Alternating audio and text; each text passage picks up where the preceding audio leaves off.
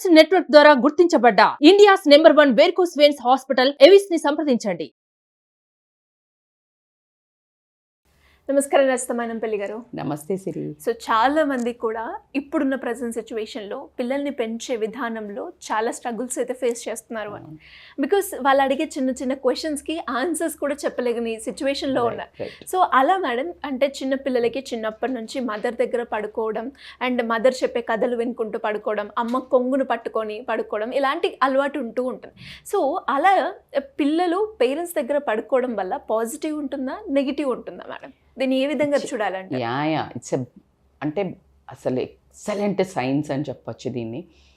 మనకు ఆ science theories తెలియక ముందు కూడా మనం గమనిస్తే ఎంతమందికో ఎక్స్పీరియన్స్, అంటే తల్లి తెలివి కలదనివ్వండి కాకపోనివ్వండి, అందగత్తవ్వనివ్వండి కాకపోనివ్వండి, ఆర్థికంగా రీచ్ అవ్వనివ్వండి కాకపోనివ్వండి, ఎవరైనా కానివ్వండి, తల్లి ఒడి అసలు అది అద్భుతం. నాకు ఎంత ఆశ్చర్యం, ఎన్నిసార్లు అనుకున్నా, అంటే మనం ఎంత ప్రేమ చేసి ఎంత ఆడిచ్చినా అమ్మని ఇట్లా చూడంగానే వెళ్ళిపోతారు, ఆపేస్తారు, వెళ్ళిపోతారు. ఇక నిద్ర విషయానికి వస్తే గనక ఆ నిద్ర అనేది తల్లి ఒడిలో, అంటే తల్లి దగ్గర తల్లిని ఆనుకొని పడుకున్నప్పుడు ఉండే ఒక, ఎందుకు వీళ్ళు తల్లి దగ్గరే పడుకుంటారు, వేరే దగ్గర పడుకోరు. దానికి కూడా మనకి ఎప్పుడు క్వశ్చన్స్, ఎంత బాగా చూస్తాం, ఎందుకు ఇక్కడ పడుకోవచ్చు కదా, ఏమో అసలు ఎంత ర్యాండమ్గా అడుగుతారో కొంతమంది.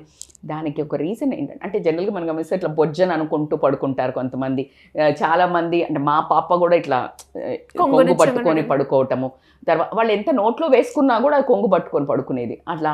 తర్వాత కొంతమంది తండ్రి బొజ్జ మీద పడుకుంటారు, ఆ మెల్లిగా తల్లి బొజ్జ మీద కానీ పడుకుని స్లోగా ఇట్లా జార్చాల్సి వస్తుంది, మళ్ళీ లేకపోతే ఎమ్మటే లేస్తారు కొంతమంది.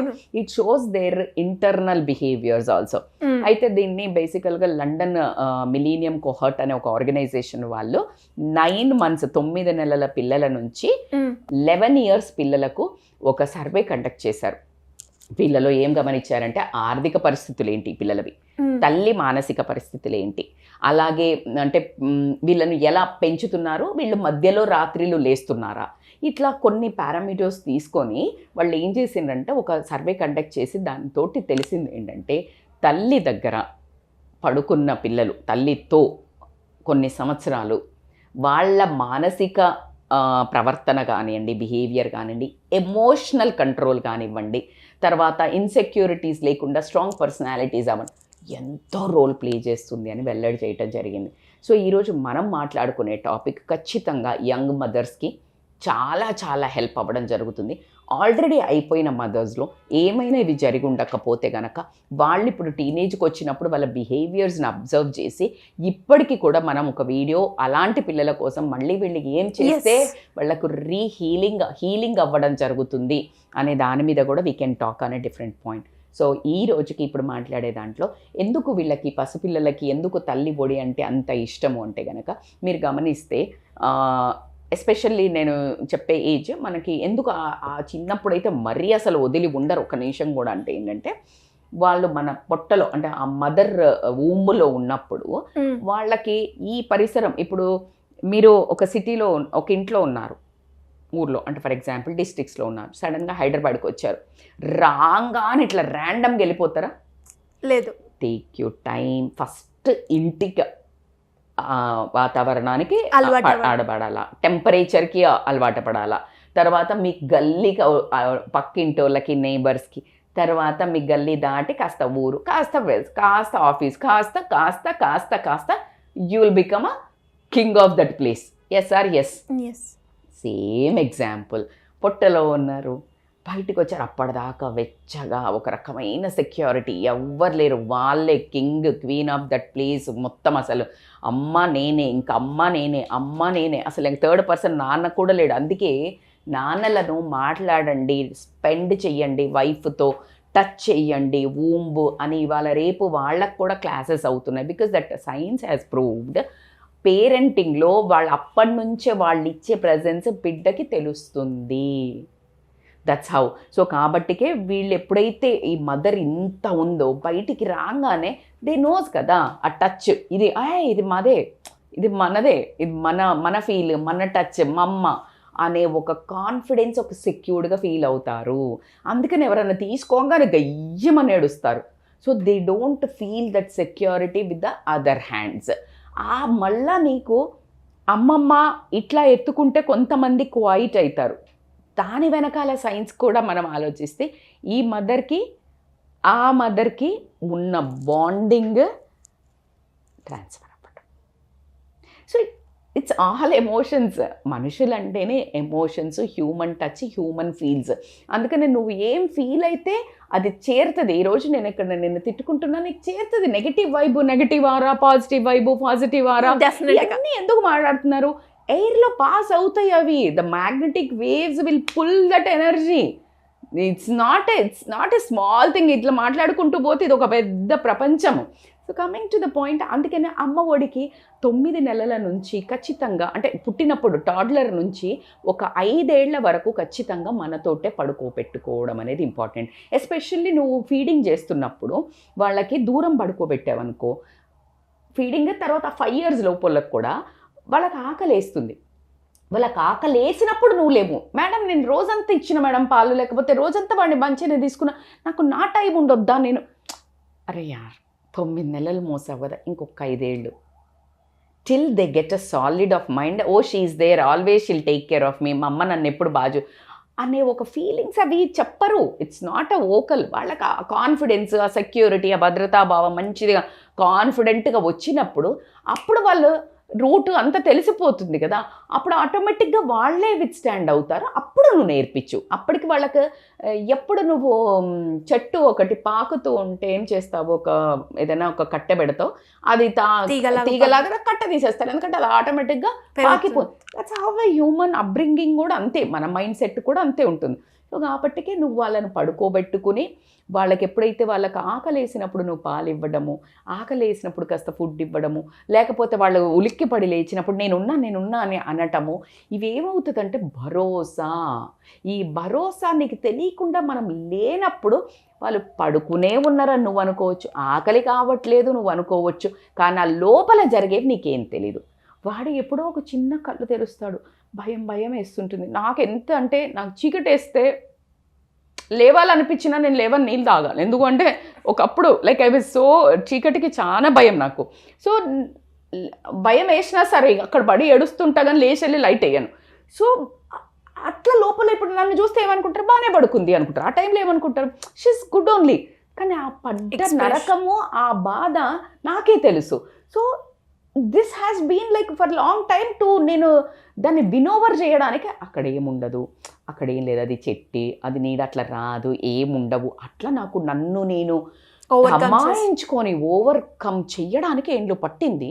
ఓవర్కమ్ చెయ్యక ముందు ఐ యూస్ టు రియల్లీ భయం అంటే ఇట్లా ఇప్పటికి కూడా నేను ఎప్పుడన్నా ప్రాక్టీస్ చేయాల్సి వస్తుంది, చాలా మానసికంగా మనం అని అంటే నేను వదిలేయాల్సి వస్తుంది. లేకపోతే ఇక్కడ క్లోజ్ ఉంటాయి. దట్స్ వై ఐ థింక్ నేను ఎమోషనల్గా చాలా మందికి కనెక్ట్ అవ్వడానికి, because I understand that empathy అంటారు కదా, I can feel that pain. That's why నేను ఈ టాపిక్ని కూడా అంత ఎమోషనల్గా చెప్తున్నాను. సో పిల్లల మనసులో ఆకలేసింది, అమ్మ అంటుంది నేను ఎప్పుడూ పెట్టాను, వాడికి ఆకలి అయ్యి ఉండదు, నువ్వు ఎట్లా చెప్తున్నావు? వాడికి ఆకలి అయిందంటే నువ్వు పక్కన ఉన్నావు అంటే ఇట్లా గిచ్చుతాడో గలుకుతాడో ఏమో చేస్తాడో, అప్పుడు నువ్వు ఇస్తావు. సో నువ్వు దూరం ఉన్నావు, ట్రై చేసి ఉంటాడు. అప్పుడు నాకు ఆకలి వేసినప్పుడు లేదే గుర్తుంటుంది, ఆకలి లేనప్పుడు నువ్వు ఇచ్చింది గుర్తుండదు. సో ఎవరికైనా అంతే కదా, 99 చేసిన 100దే గుర్తుండిపోతుంది. సో అట్లా. సో కాబట్టికే you need to be with చిన్న పిల్లల్ని, ఎస్పెషల్లీ 5 ఏళ్ల వరకు కంపల్సరీగా పిల్లలతోటి ఉండి వాళ్ళని స్ట్రెంగ్తెన్ చేసి దాని తర్వాత మీరు పక్కకు పడుకోబెట్టడం కానీ, దాని తర్వాత యాక్చువల్లీ పెట్టుకోకూడదు.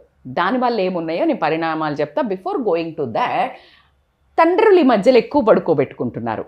ఎందుకు అంటే తండ్రులకు బాగా అటాచ్ అవుతున్నారు. ఎందుకంటే ఇప్పుడు ఇద్దరు వర్కింగ్ అవ్వటం వల్ల, ఇద్దరు ఎక్కువ షేరింగ్ చేసుకోవటం వల్ల, నాప్కిన్స్ అంటే డైపర్స్ మార్చడం దగ్గర నుంచి అందరూ, that's a very good change అని చెప్తాను నేను ఫాదర్స్. అండ్ వాళ్ళని నిజంగా కూడా అప్లాడ్ చేయాల్సిందే. మంచిది. ఎందుకు అప్లాడ్ చేస్తారు మేడం? వాళ్ళ బాధ్యత కూడా. అంటే ఆ బాధ్యత ఎరిగి ప్రవర్తించే వాళ్ళు ఎంతమంది? ఇప్పుడు అలాంటి ప్రవర్తించే వాళ్ళనైతే మనం ఖచ్చితంగా మెచ్చుకోదగ్గదే.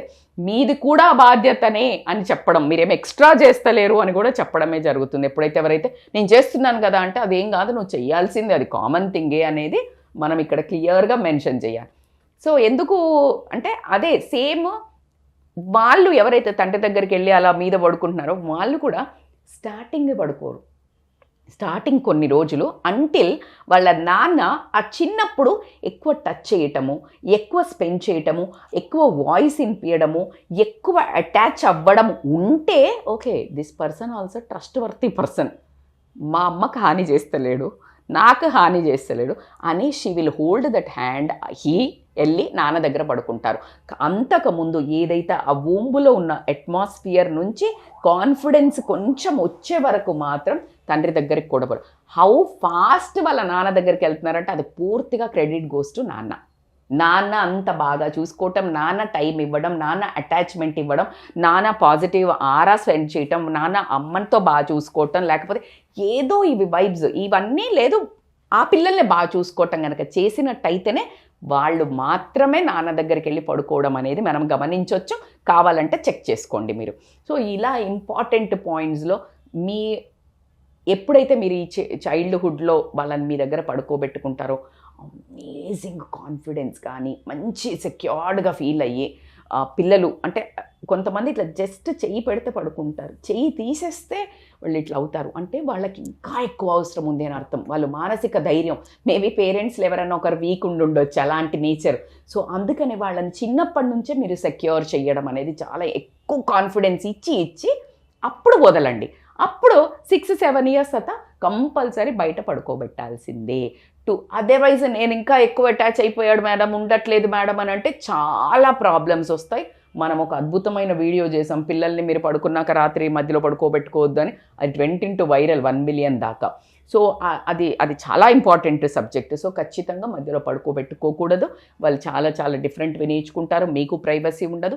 At the same time too much dependent అయ్యి టూ మచ్ ఇంట్రోవర్ట్ అవ్వటము, ప్రతి దానికి డిపెండ్ అవ్వటం, అసలు దీంతో చాలా డిఫరెన్స్ ఉంటుంది.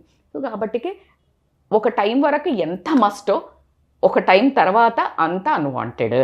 ఆ ఒక చిన్న లైనే తెలుసుకొని పిల్లల్ని ఫస్ట్ మీరు పండుకోబెట్టినప్పుడు బయట అప్రోచబుల్లో ఉండడము, మీ డోర్ లాక్ వేసుకోకపోవడం, లేకపోతే పిల్లలకు కూడా లైట్ ఉంచడము, లేకపోతే ఏదైనా కొంచెం కాన్ఫిడెన్స్ వచ్చే ఒక వాతావరణాన్ని సృష్టించడము, అక్కడ ఏదైనా ఒక మంచి బొమ్మలు పెట్టడము, దట్ లైక్ వాళ్ళకి vibe something aura is there to send అనేది అలాంటివి కనుక మీరు క్రియేట్ చేసి వాళ్ళని విడిగా పడుకోబెట్టినప్పుడు మంచి ఫుడ్ పెట్టి వాళ్ళకు కడుపు ఆకలి ఉందా అని అండ్ పడుకునే ముందు వాళ్ళకి చాలా గట్టి హగ్గిచ్చి బెడ్షీట్ ఒక మంచిది అలవాటు చేసి ఇలాంటివన్నీ వాళ్ళకి చేసినప్పుడు ఏంటంటే they will become very strong mentally. So it's not a small subject Siri, this only ఆ చిన్న టాడ్లర్ నుంచి వాళ్ళని ఎంత స్ట్రాంగ్ చేయాలంటే అంత ఇండిపెండెంట్ చేయాలో కనుక మీరు స్లోగా డీల్ వదలటం నేర్చుకుంటే కనుక this helps a lot. Anyways great information madam. మరి అలాగే వాళ్ళకున్న డౌట్స్ కావచ్చు, వాళ్ళకున్న ఇష్యూస్ గురించి ఎలా సాల్వ్ చేయాలి అనుకునే వాళ్ళు మీ గైడెన్స్ కావాలి అంటే ఏ విధంగా మిమ్మల్ని అప్రోచ్ అయ్యే ఛాన్స్ ఉందంటారు? They can call us on scrolling number for online or offline appointments. At the same time ఇవి మీరు కొన్ని రోజులు ఫాలో చేయండి. ఖచ్చితంగా మనం కూడా డ్రిఫ్ట్ అవుతూ ఉంటాము. సో మనకు పేరెంట్స్కి కూడా కౌన్సిలింగ్ అవసరం ఉంటుంది. సో కాబట్టి పిల్లలు family counselling also available. So they can come. Thank you madam. Thank you so much. Thank you so much Siri.